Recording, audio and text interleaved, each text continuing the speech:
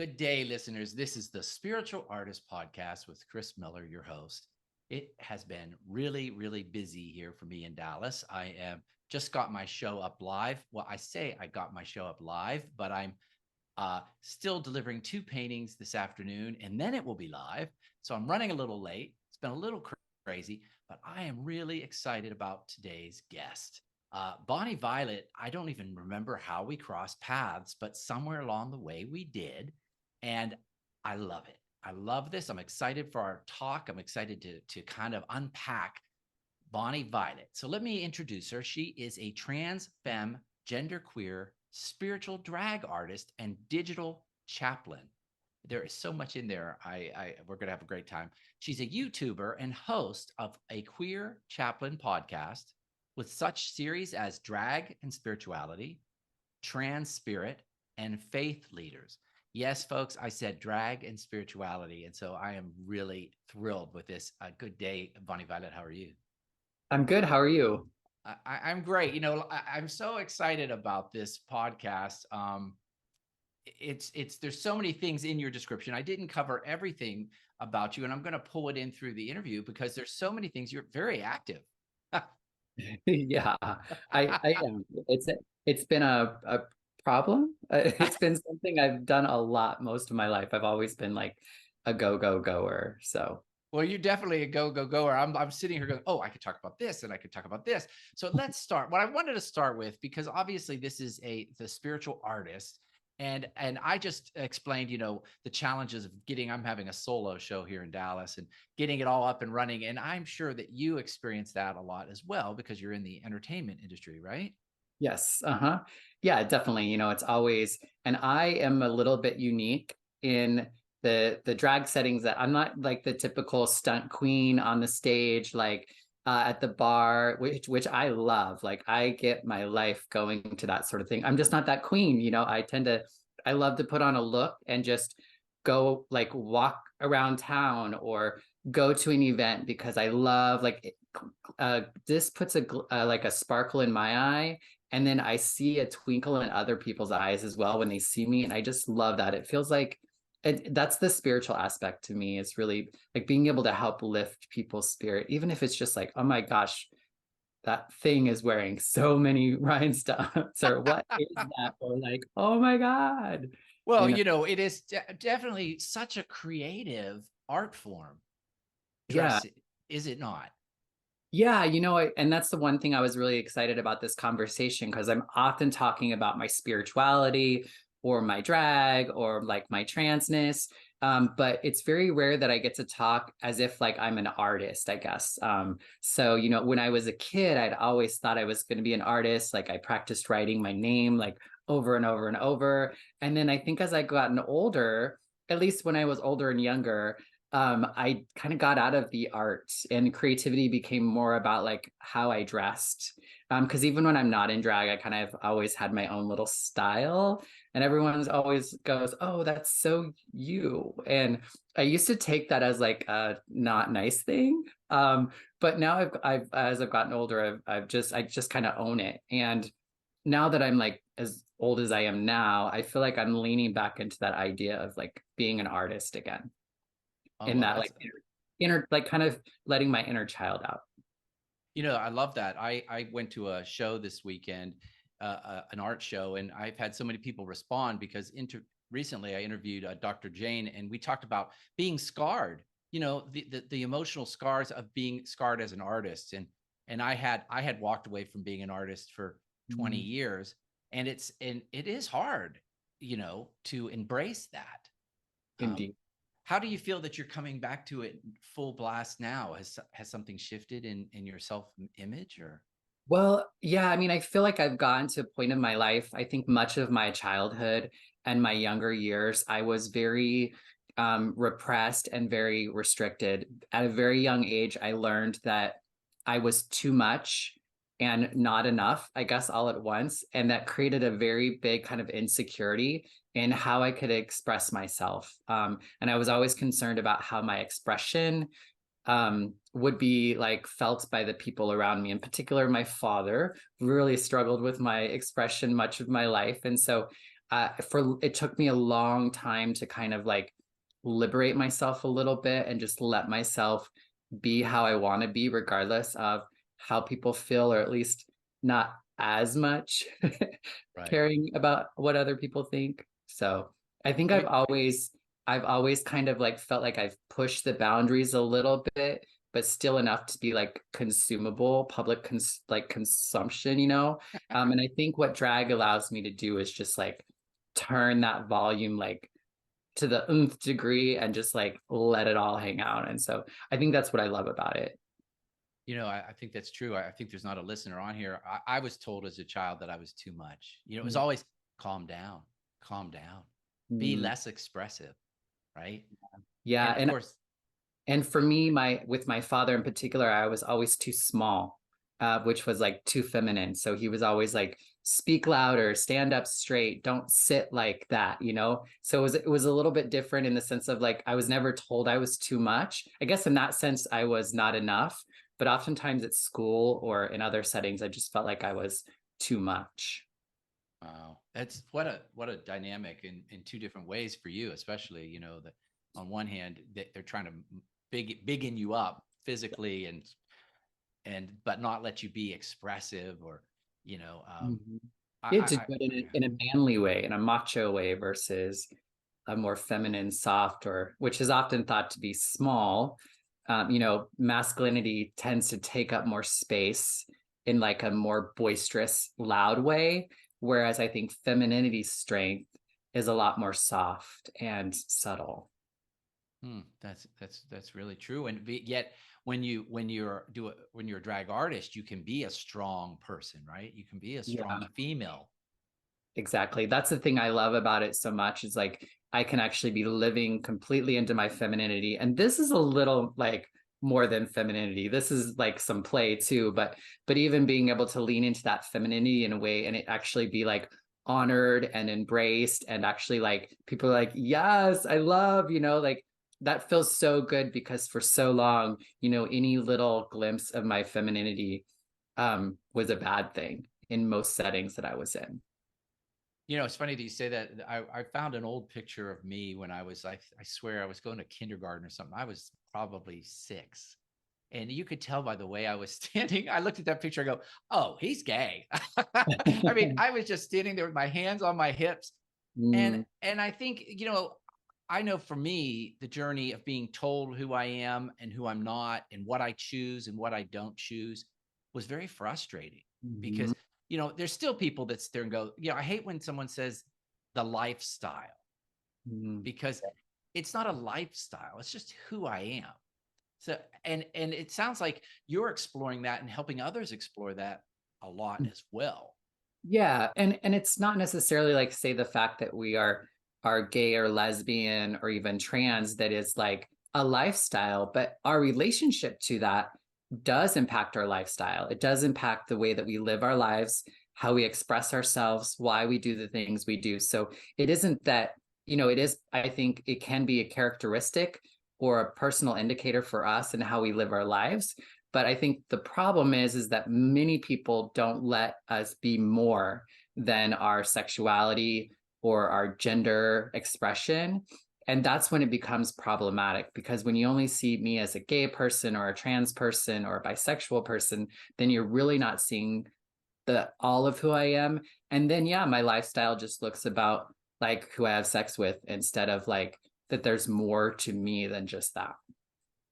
Yeah, it's that compartmentalizing people and simplifying. There is no way to be trans or gay, or there is no one way, right? Yeah, but oftentimes it's like people don't let you as I started transitioning a couple of years ago and I very much don't want to just be the trans person in the room, but I feel like that's the way that I am. And so I have a hard time letting it go for myself, even though I can resent from other people that I feel like all they ever want to talk about is like my transness or my braveness, or sometimes I get upset when they don't acknowledge it too. So I don't know. I'm still kind of figuring that out, I guess. No, it's a tricky subject. So when we were Yeah. talking about that being creative and tell me about that a little bit. Do you do you do any stage work or is it mostly Yes. Yeah, I do stage work. I'm just not like the typical like stunt queen, doing dips and flips and lip syncing. I'm on stage a lot. Oftentimes I'm speaking or preaching. Other times, one of the things that I love to do is because I have a really hard time being on stage in like the performance aspect. Like when everybody's watching and I have to lip sync or perform, I have a really hard time with it, but I have done it. And when I do it, it's always about leaning into some sort of like message. Um, just to kind of like when I grew up in church, I was super, super loved church. It was like the cool place for me because I wasn't cool anywhere else. And we did these things at church, which were called human videos. It was like the 90s, and they would basically act out songs that were playing at church. And so like there would be like a song playing and you'd be on the stage and you'd be kind of like miming it, I guess, because you're not really like lip syncing it, but you're also not, I don't know, you're just kind of moving to the music. And so I feel like sometimes I feel like that's kind of like my ideal vibe of like performance. Like I love the idea of being a human video, if you will, on stage, though it's still a little bit more of a challenge for me. And I love digital performance. So uh, during COVID, that's when I really found that aspect of myself that I could just sit in my room, set up cameras and lighting and change my outfits and do all the editing and the cutting. And that way I could feel a little bit more like I could look stupid by myself and I could just edit it, or I could look stupid and be like, oh my God, that looks really great. And then keep it. So that's where I'm still, I still have a lot of room to grow in that area, I think, to really just kind of like let loose. So in a way, it's a little more safe, right? I mean, you For can, me, yeah. yeah, yeah, and I didn't share that. Now there is going to be a description on the end of this, but you have a TikTok channel and an Instagram channel. You have a strong presence. So on TikTok, do you do acting out scenes, and does that give you that I expression? haven't I haven't gotten too into that anymore. I've been leaning more into kind of YouTube content, I think, and then that and podcasts, I guess, in video format, and then kind of using part of what's created for that like on those other platforms. So I don't think I've gotten really good at like, hey, I'm gonna do TikTok really good, or I'm gonna do Instagram really good. I kind of like, I don't know, make my thing try to work in those places, and sometimes it clicks and sometimes it doesn't. Well, you said something funny. You said something. There's a lot you said that I could talk to, but earlier you said that you like when there's a message that it enhances your performance with a message. Yeah. Yeah, for me, there's always a, like, I don't know, I've always been like, and I think that's that element of not being enough. Like, I've always felt like I needed to matter and I needed to do something. When I was younger, it was all about kind of seeking validation and really trying to like increase my value because I felt like I didn't have value in the same way as other people did around me because I grew up in a trailer and I was poor and my dad was a crackhead and I would, like all these sorts of things that told me that I was somehow less valuable in the world than everybody else. And so I think when I was younger and then getting HIV as well, all these sorts of things just kind of reinforce this idea that I wasn't good enough or that I was less than. In like a value statement. And so I think I've always tried to work hard with good deeds and stuff to kind of make up for that, which is kind of gross, but that's really kind of a lot of, I think, what kind of helped me. And the great thing is like through that process, I was able to get to a space where I didn't need to be validated anymore. And that I came to understand what grace was and believe in grace wholeheartedly, that idea that I don't have to do anything. And actually I can't earn worth or value. Like I just have it and we all have it. And I believe we all have it at the same level. And so if I really believe that, then I could never be not enough or too much. Even though I would say that's probably one of my biggest challenges is really living into that idea of what I believe grace uh, can and is for us. Oh my gosh. Well, you just gave me goosebumps when you said that though, Bonnie Violet. I mean, that shift from doing it to make yourself whole, to do it from doing any creativity to making yourself whole, to doing creativity just because you Yeah. are whole already. Mhm. it is a wonderful practice. And you're right. I have days where it's easier than others. You know what I mean? Yeah. Uh-huh. It's like there's certain days I'm like, oh, I'm whole. And there's other days I'm like, and I'll tell you, putting on this show this last week, there were some moments of not Mm. feeling enough.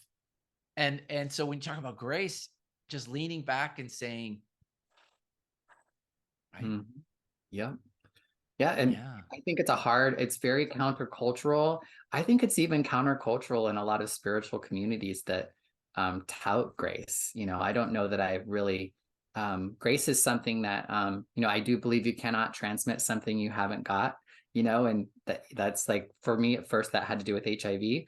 And now I think it does have to do with like love and grace and so many things, because I received grace, because I received love in ways that I didn't know were possible.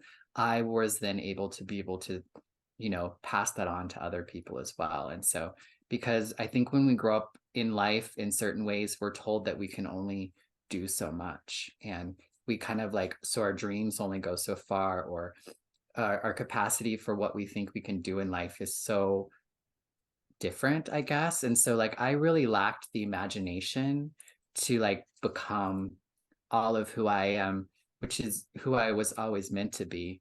But it was really important for me to see myself reflected in the things around me in the world in order for me to really begin to discover and release and express parts of myself that I didn't even know were like I knew they were there, but I didn't know how to excavate them, how to take them from within me and put them on my outside or put so them in.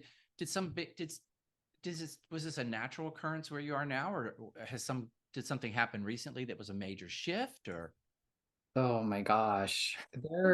There's been so many I think moments where I've had different like spiritual awakenings or when I've begun to see things differently and oftentimes I speak into this.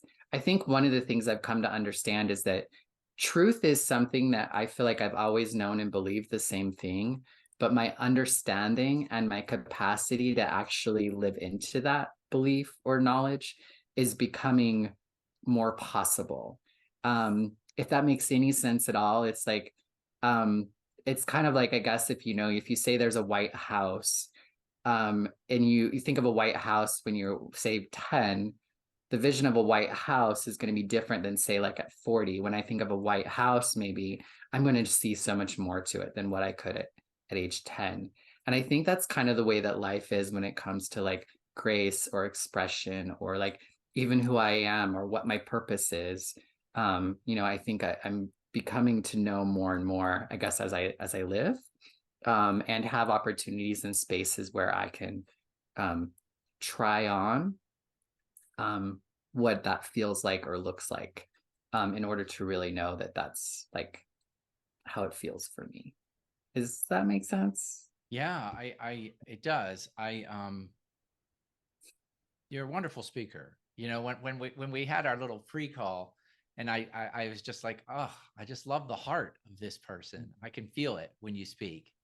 And Yeah. I think that power is just going to take you so far, because there's such a power about how you phrase things. And I do think it's an everyday challenge for all of us about leaning into what we see. And I think you're way ahead of where I was at that age, because I feel like only recently have I seen that, Mm. you know. Yeah. Well, and I think like the gift for me, I think being queer, being trans, being a drag artist has really given me the opportunity to push some of those limits and those boundaries and really question and ponder and work through some of these, I guess, these things that if I felt okay with just going on with the status quo, that I don't know that I would discover. And I'm not saying that people who go on with the status quo don't have spiritual awakenings and don't understand the world, maybe even in a similar way that I do.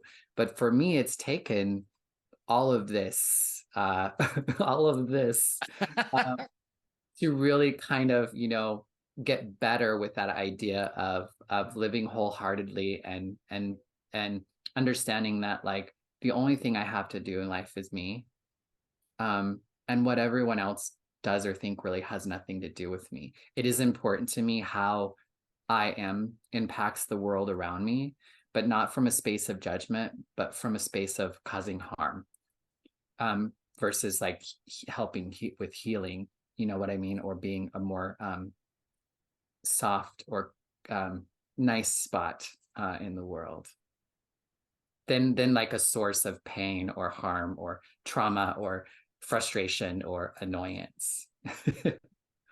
So it's kind of like you're revealing parts of you that were always there, right? Yes. Yeah. And the cool thing is that me doing this actually also like it kind of gives other people permission to do it as well. And none of us need permission. But I think a lot of us, I know there is much in my life that I believed I needed some sort of permission to do much of what I do today. Like somewhere down the line, I was told I couldn't, do this. And there are plenty of places I could probably point out who and where and what. And eventually the problem was, because people can say what they want to say. The thing that became really, I think, the saddest part is when I began to say those things to myself and I began to deny myself my truth and my, I think that's the sadness. And I had to really work on, um, not talking to myself in those ways and not blocking myself off in those ways as well. I really strive to bring all of who I am wherever I am, even if I'm scared, which is a really hard thing to do. Yeah, it is. And you just have to keep walking, right? Yeah. Yeah, And even sometimes it's easier to do looking like this. sometimes, maybe sometimes not, it could be even extra hard, you have to make it perfect. And I don't know, I love it.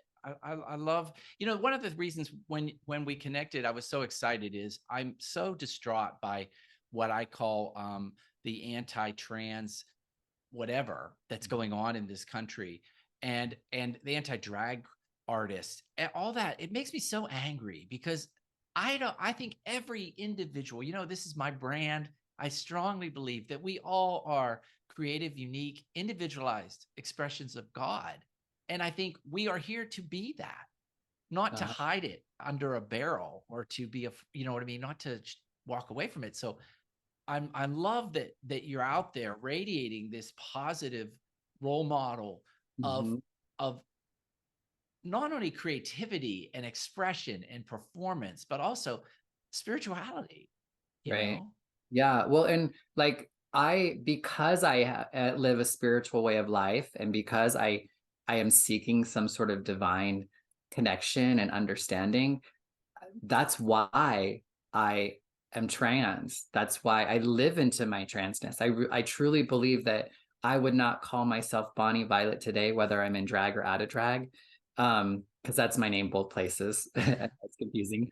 But like I know that if I wasn't on a spiritual path or feeling really connected to my divinity and my person and my creator, that I would never call myself Bonnie Violet, and I would never have asked you to do the same. Like this is a direct result of what having God back in my life does for me. Because the only time I could kind of sort of let myself go was when I used drugs and alcohol, and they kind of took my place of God when I didn't think I could have them. And we all know how like Yeah. that goes. Like I'm grateful for the time that I had, because I do think it softened the blow of life, and it put me in spaces and places to where I could begin to see and love the fact that I was a queer person, um, because I didn't think that was possible. But I'm so grateful that I got out of it now, and because I think because I was able to get out of the substance use, because I was be able to kind of get into the light of life, I can express myself in all these ways. Well, I love, personally, speaking from my own voice, I love being older where I look at everything that happened in my life. Mm. There was a gift in it. Now that doesn't mean, people, that's a tricky thing to say because people are like, what do you mean when you were beat up about, but there's not, I'm not disqualifying that it was a horrible experience. Things that I've had, some of the things have happened, but there were also such a gift in learning about myself, and you having the compassion to connect with people across all those barriers, whether it's HIV status or addiction. Mhm. or transness is incredibly wonderful. I And had to, yeah, I had to really come and believe that I got to be a part of my creation. I am a co-creator with my creator. Like for so long, I was just created by all the things that happened to me. And so all the things that, the traumas, the abuses, all those things that came at me, they created this, say, I don't believe in brokenness, but this perception of brokenness and separateness and just not goodness was created in me because I let everything else around me tell me who I was, and like it chipped away at me and left me as this creature from that. Whereas like no, I get to decide how those things are going to impact my life, and I can fill in those chips, or I can put a rhinestone on it, or I can do what, like, I have agency in my own creation. And I believe that with my creator today. My creator didn't just create me and put me in my mother's womb. Like my creator is with me today, and I have a different relationship with creator as well. I used to think I had to go like, hey, God, could you go over there and like fix that? As where now it's like, hey God, let's go do this thing, like let's go help out this community, or let's go talk to mom, like instead of like saying, hey God, could you fix that for me, so that then I can enjoy it. So I love having that sort of a relationship with God, and because I can have that relationship with God or creator, I can begin to have that relationship with people. I'm learning how to be better with people, um, by being better with like my God or creator or spirituality. Like I'm learning how I can be kinder, and I can be in community and be with people instead of like separate from, which is a very uh, gosh, you just said once again, there's so many things there that are just wonderful. Um, I love that. I think so many people want to put it's dualism, which is an issue of mine. They want to put God over there and ask for gifts and ask for forgiveness. But what I hear from you is the God within, the whether you want to call it your Christ nature or just that spiritual nature is within you and you're co-creating. And so Mhm. you say, let's do, and I love that. Instead Yeah. of instead of hey, please send me a new car, you're saying, let's go and do this together. Yeah. And there was a time that like that worked for me. And I'm not saying like what works for people, but I think for me, I've come to really understand that like my perception and my perspective on how I go to creator or how I go into my spiritual life really has an impact.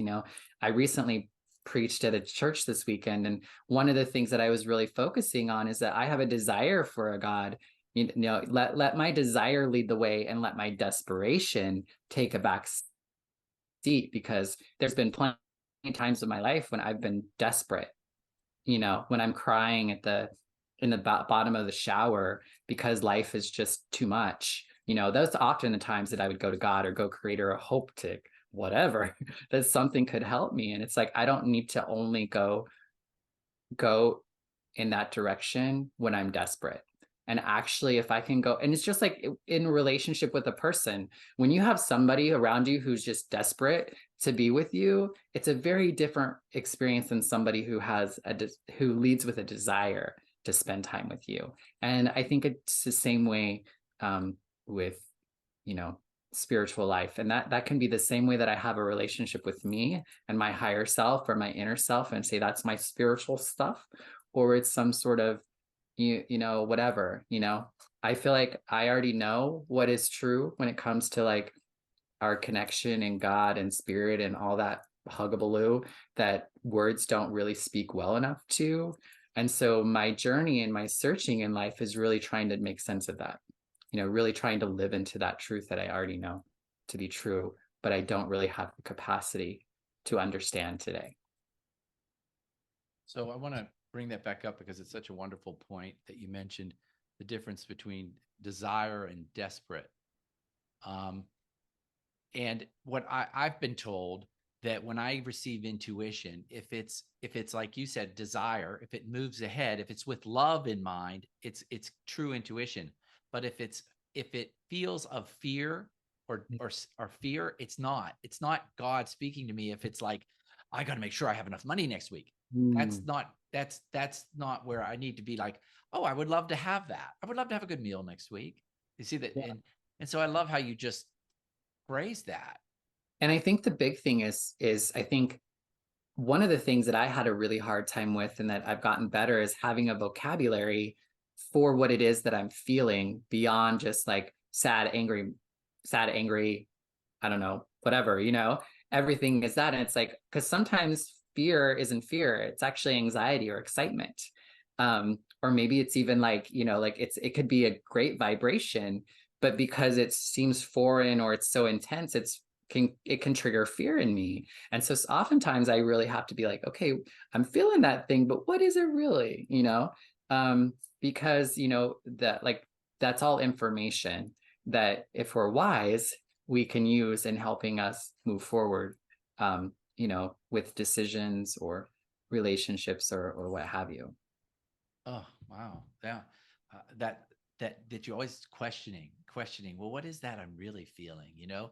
Is it fear, or I'm just keyed Yeah. up, or I'm excited, or Yeah. And sometimes it's like, girl, can you just stop thinking about things and about like, when do I just get to like, woo?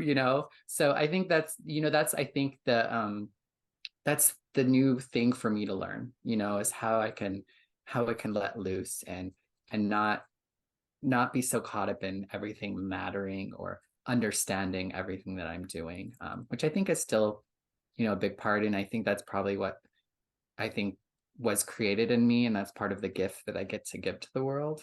But I think one of the things that I would love to receive from the world is that ability to just be more instead of do.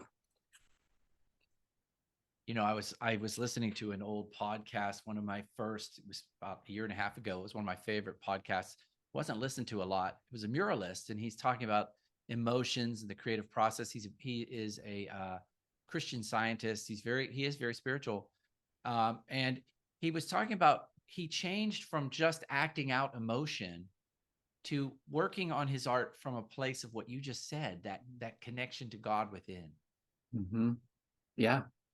A drag and even my living into my transness and what I would say queerness is me letting out my spirit. It's me putting what's inside of me, which is the divine, and wearing it on the outside in a way that makes sense to me and hopefully inspires other people to have a similar experience in some form or fashion. So for me, it's like this whole like the practice of getting into drag and every little rhinestone that I put on my lip or my eyeball or my cheek or my clothing, it's a very meditative and it's creative. It's, I'm really thoughtful in the fact that I'm creating light in a very like, like literal way.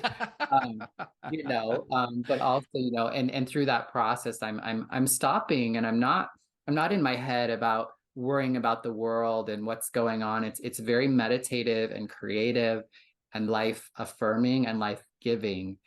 So for me, it's really helpful. Like I think art does for a lot of people is it helps us like for me, it helps me kind of stop long enough to be present with it. And also I can work through things too. There are times when I'm like, you know, like how could I, I don't know, like be better with my parents or how can I not feel this way or that way or, whatever, I can work through some of that stuff as well while I'm have a little bit more focus. But I don't know. I feel like I'm going on a No, little. you're right. I think exactly right. When you're doing that meditative work, that's when you can ask spirit for help. Mhm. And what I like to do is just ask a question. How should I handle this? Tell me what is for me to do here, right? Right. And then put it to the side and do your rhinestones or whatever and get lost in that wonderful creative process. And Yep. you'll get I I don't know how I sometimes hear it or I Mm. just feel the answer. Yep. Do you get that? Do you just get that do this? Yeah. Yeah. I mean, oftentimes, yeah. I think it gets to the point where I can process some things, or sometimes I think it hushes things or pauses things enough to where I can just do the thing instead of like think about or ponder or do a poll of like what I should do in this particular situation or whatever. Do you ever hear a voice guiding you when you're in the creative act? Do you ever are you ever up on stage and you just get this instinct to ask a certain question or say a certain thing? I think there's often times that I often feel like I am more of like a channel. Like oftentimes, like even after this conversation, like I'll have to listen back to it just to hear what I said. I really try to be present when I'm speaking, because there is so much that could be said to one another. And and ultimately my intention in speaking to you is that you come away feeling better, and I do too. And sometimes like I have to let go of what that looks like, because I don't know what I would say to you that's going to make you smile. And I could try and try and try and try and probably fail. But if I just kind of show up, do the meditative, do the prayer, whatever sort of thing I need to do, and I can just show up and be, then I know that it's going to be okay for me to say a cuss word right now, or to like, I don't know, like whatever these sorts of things, like, because I'm just present with you, I can just be responding to you instead of thinking about how you would respond to this, that, or the other. I guess if that makes Yeah, sense. it does. So, so much of what you're saying, so much of what you're saying is so wonderfully aligned with my book and my branding and my messaging. Where were you trained on this? I understand, she says you're a lay chaplain. How I did am a you, lay too, but I'm just yeah. But how did you get this training? Because you have a very good ground of spiritual knowledge. I think it's been picked up along the way. I think in a lot of ways, I think there's an accessibility to the way that I speak. And that is because I think I haven't been institutionalized in a lot of ways, which is challenging too, especially because the world works that way. But I think there's an accessibility that comes from not getting that language or that point of view or whatever. Not that it's good or bad. It's just, I think that's what's afforded me, I don't know, just a different set of words and formation in what I'm talking about, which is the same thing as everybody else. I learned a lot. I've talked with a lot of people. And I think that's been a big part, is just, I've talked with thousands, literally thousands of people about their sex life when it comes to like HIV transmission. I talked with queer people, gay men, straight men, like people who are at risk for HIV for years. And I learned a lot from that process around shame and behavior, and what it takes to like for somebody to actually hear or take in what you're saying. And I spoke at high schools and colleges and universities about being a young person with HIV.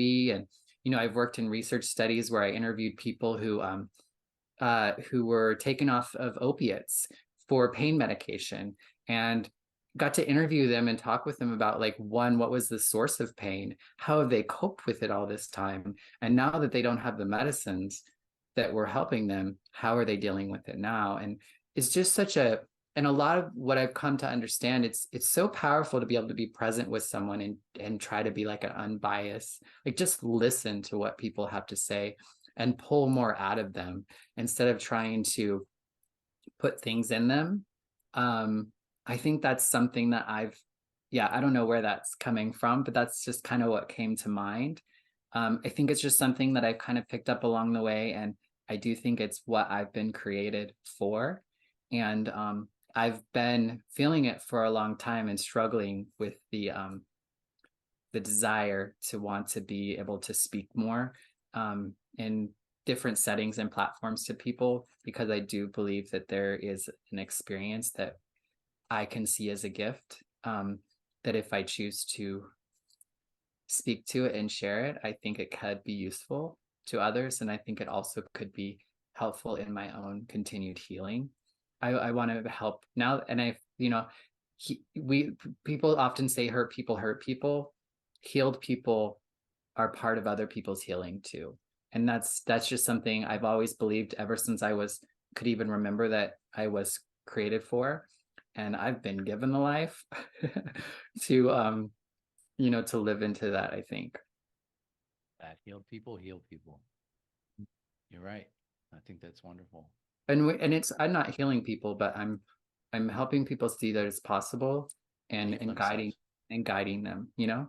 Or to, and you could even say, or I would say, to heal themselves. You know, you're helping people to see it's possible to heal themselves. Exactly. Because I needed that for me, and Right. I love that I would have the opportunity to do that for somebody else. Yeah. It sounds to me like you've just learned like the school of hard knocks. I mean, you've learned by getting down and doing it and talking to people and listening and talking and listening.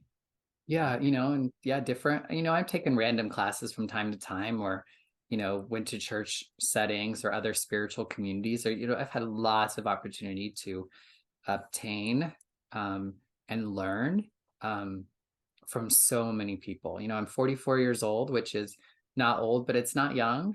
And I've been able to. I think Maya Angelou talked about it a lot. This idea that like when I go anywhere, I bring everybody who I've ever known with me, and that's something that I really have been trying to embrace, is that idea that I'm bringing all of who I am, and all of who I am includes you. And it includes my mother, it includes my father, it includes my brother, it includes my teacher in high school. You know what I mean? And so, and everything that they've taught me or that I've learned from them, I can choose to take with me and try to have an awareness of it. Because I think that's the hard part, is like, a lot of that stuff we don't ever need to tap into again, that we learn or we experience. And so that's why I love speaking with people too, because it gives me an opportunity to bring in that experience that I had with my best friend in high school when ... or my other friend when they passed away, or whatever.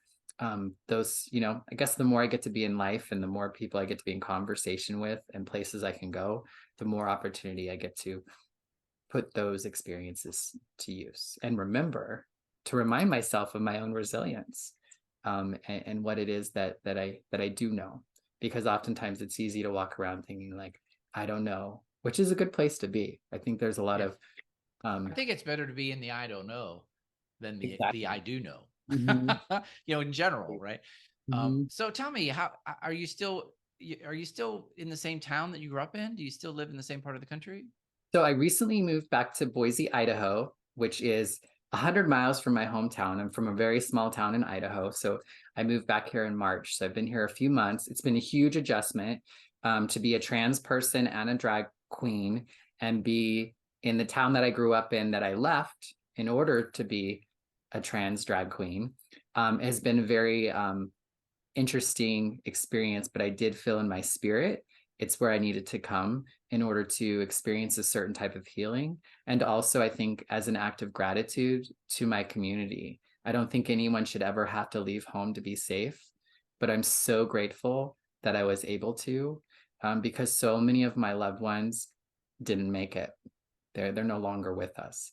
And so, because, and I don't know why, but they were still here when they passed. And I just feel like I want to come and be a part of um, community here again. I want to receive, but I also want to be a part of creating Mm.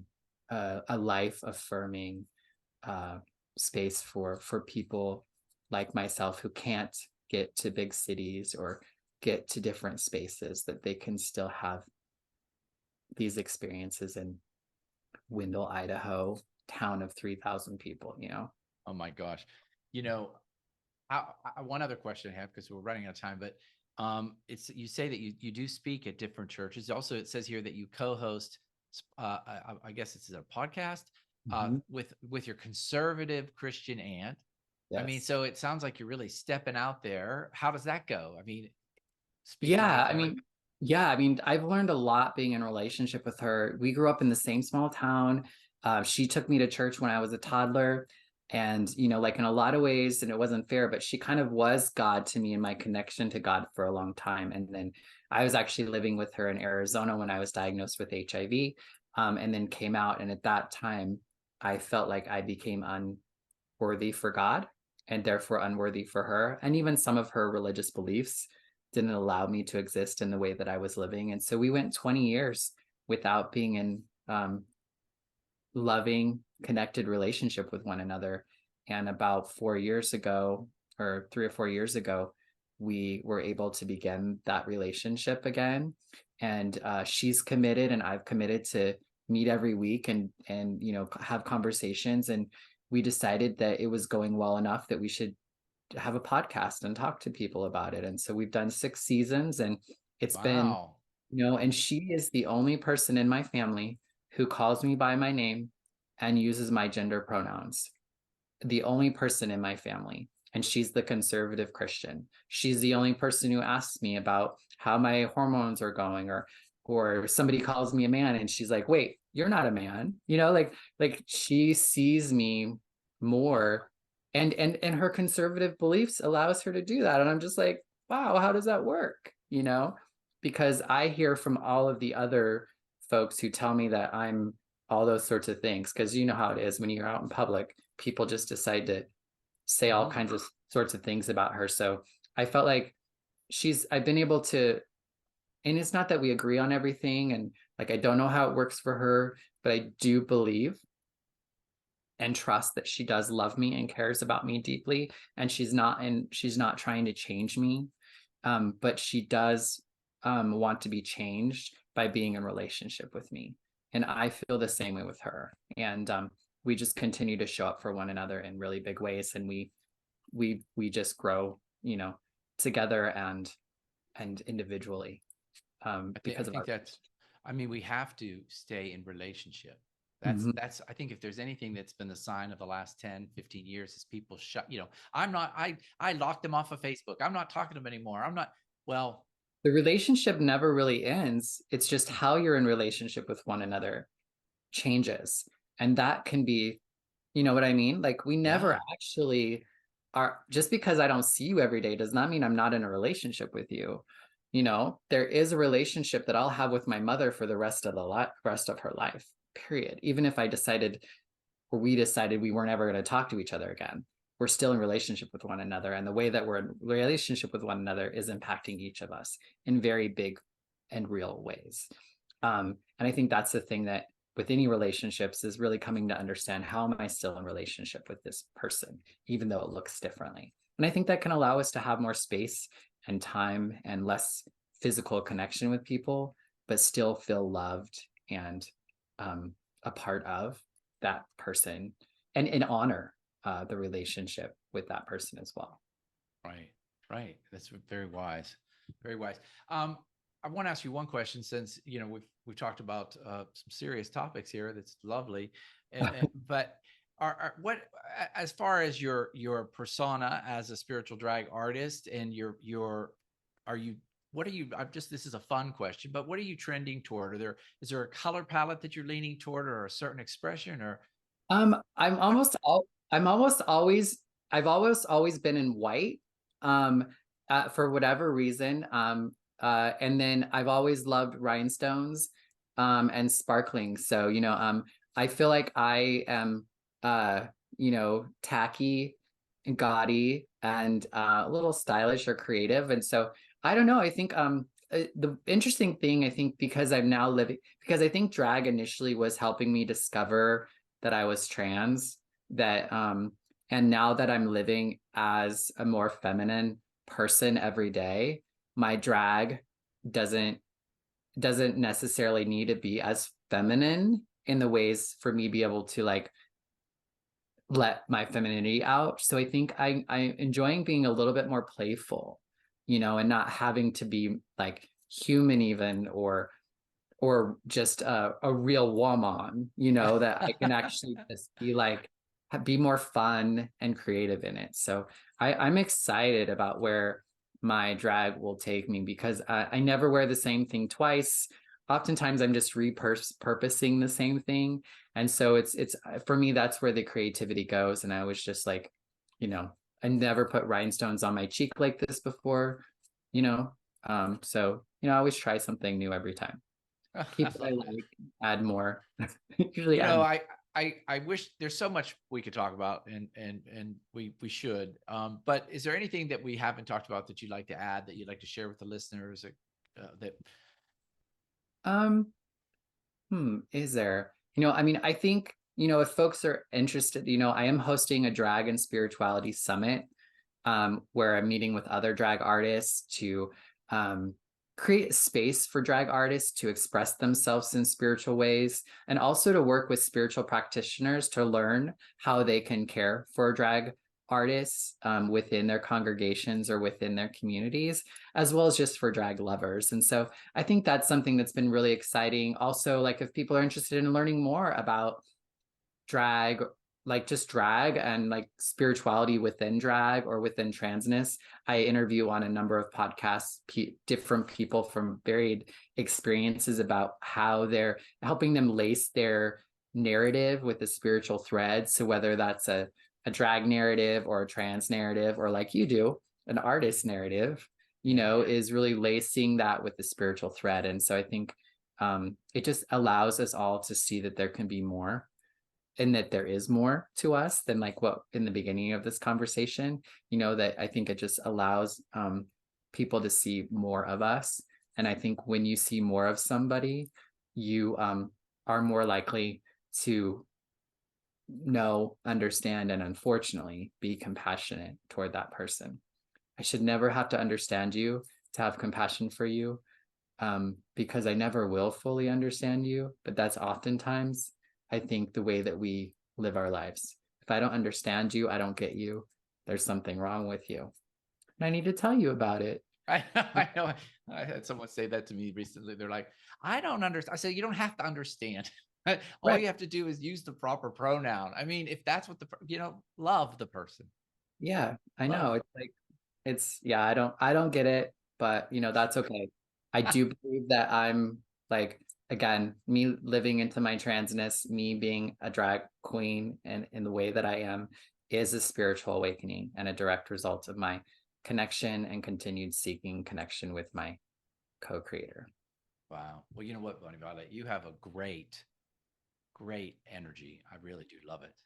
Like you pulled it out of me. So thanks. No, it's there. The I see lighting, it. it's the rhinestone. The little rhinestones maybe enhanced it, but it's there and it's beautiful. So I want to thank you for being on the podcast. Listeners, if you like to hear more incredible, engaging conversations with artists like Bonnie Violet, follow me on this channel, on the YouTube channel. Listen to me on Spotify, and there will be more to hear. So stay tuned and be a spiritual artist. Have a great week.